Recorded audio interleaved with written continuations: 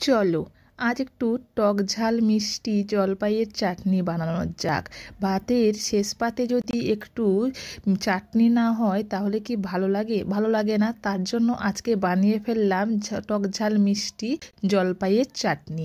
জলপাইগুলোকে ভালো করে ধুয়ে নিয়েছি। এরপর একটা ছুরির সাহায্যে এইভাবে একটু একটু করে দুপাশে কেটে নেব, যাতে মশলা বা মিষ্টি নুন সব কিছু এর মধ্যে খুব সুন্দরভাবে ঢুকে যায়। সুন্দর করে আমার জলপাইগুলো সবগুলো কাটা হয়ে গেছে। এরপর আমি এখানে নিয়েছি গুড়। এখানে আমি চিনি দিব না, চিনি ছাড়াই গুড় দিয়ে এটাকে পুরোপুরি বানাবো।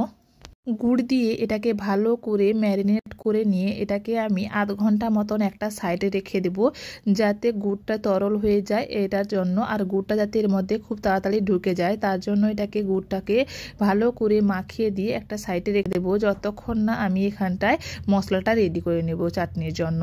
শুকনো খোলায় আমি জিরে, ধনে, শুকনো লঙ্কা আর এখানটায় নিয়েছি 5 ফোড়ন। এরপর এটাকে একটু ড্রাই রোস্ট করে নিয়ে এটাকে সুন্দর করে গুঁড়ো করে নিতে হবে।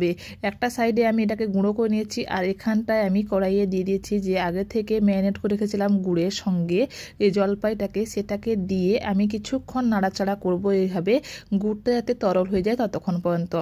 এরপর এটাকে ঢাকা চাপা দিয়ে ভালো করে এটাকে সেদ্ধ করে নিতে হবে। সেদ্ধ করে নেওয়ার সময় ঢাকা চাপা দিয়ে সেদ্ধ করে নিলে খুব তাড়াতাড়ি সেদ্ধ হবে। আর জলপাইগুলো খুব কালার সুন্দরভাবে চেঞ্জ হয়ে গেছে আর ভালোই সেদ্ধ হয়ে গেছে। এরপর পরিমাণ মতন লবণ দিয়ে দিচ্ছি। লবণ দিয়ে আরও কিছুক্ষণ নাড়াচাড়া করতে হবে। এই যে গুড়টা খুব সুন্দরভাবে একটা পাক হবে, তার টাইপের পাক হবে, খুব সুন্দরভাবে এর কালারটা চেঞ্জ হতে শুরু করেছে জলপাইয়ের। এখানে আমি যখন পাকটা সুন্দরভাবে হয়ে যাবে তখন এখানে অ্যাড করব তেল। এখানে আমি সরিষার তেল অ্যাড করেছি, মাস্টার অয়েল অ্যাড করেছি। এরপর আরও কিছুক্ষণ নাড়াচাড়া করতে হবে, খুব সুন্দরভাবে এটাকে নাড়তে হবে। চিনি দিয়েও এটাকে বানানো যায়, কিন্তু গুড় দিয়ে এই জলপাইয়ের চাটনিটা খেতে খুবই অসাধারণ লাগে। তাই অবশ্যই গুড় দিয়ে বানানোর চেষ্টা করবে, তাহলে খেতে খুব ভালো লাগবে। গুড় দিয়ে যে কোনো চাটনি বানালে তার খেতে টেস্টটাই একটু আলাদা হয়। এরপর আমার ভালো করে যখন চাটনিটা হয়ে আসবে শেষে আমি এখানটায় অ্যাড করে দেব যে গুঁড়ো মশলাটা বানিয়ে রেখেছি সেটাকে এখানে অ্যাড করে দিয়ে 2 থেকে 3 মিনিট মতো নাড়াচাড়া করে মিশিয়ে নিলেই আমাদের তৈরি হয়ে যাবে টক ঝাল মিষ্টি জলপাইয়ের চাটনি।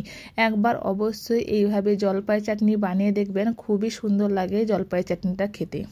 আপনাদের যদি এই রেসিপিটা ভালো লাগে অবশ্যই একটু লাইক শেয়ার করে দেবেন, আর আমাকে কমেন্ট করে জানাতে ভুলবেন না কেমন লাগলো আপনাদের এই রেসিপিটা। আর সাবস্ক্রাইব করে দেবেন আমার চ্যানেলটাকে, পাশে থাকা বেল আইকনটা একটু অন করে দেবেন। Thank you for watching my video.